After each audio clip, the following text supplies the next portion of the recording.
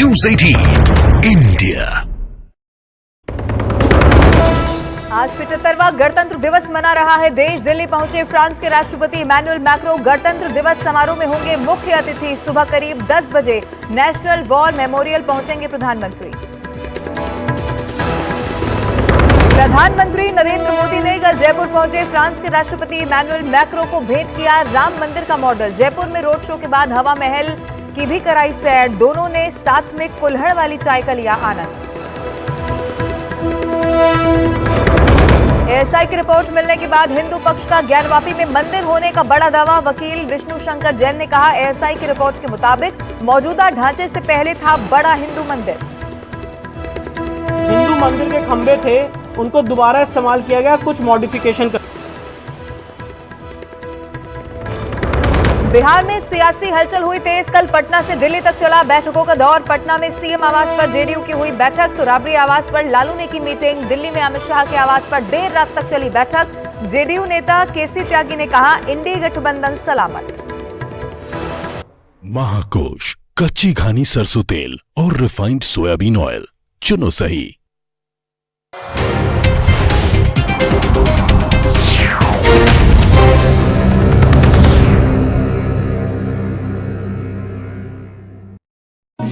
तेज हो गई। आरोप है कि उन्होंने अपने रुतबे का इस्तेमाल कर करोड़ों की संपत्ति अपने नाम करवाई और इसके अलावा उन्होंने गैर कानूनी तरीके से कई बड़े बिल्डरों को जमीनें मुहैया कराई और उसी के बदले में उन्हें करोड़ों के गिफ्ट मिले।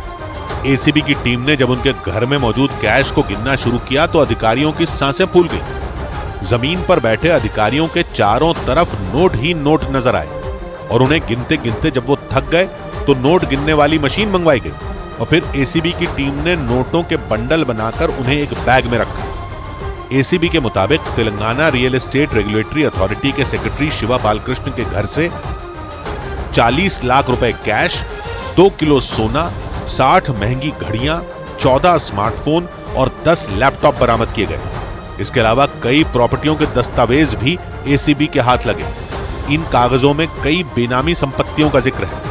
मतलब वो प्रॉपर्टी न तो शिवा बालकृष्ण के नाम पर है, न ही उनके परिवार के अन्य सदस्यों के नाम पर। जानकारी के मुताबिक एसीबी उनके 4 बैंक लॉकर भी खुलवाने की तैयारी में है, क्योंकि एसीबी को शक है कि उनके बैंक के लॉकरों में भी करोड़ों की संपत्ति हो सकती है।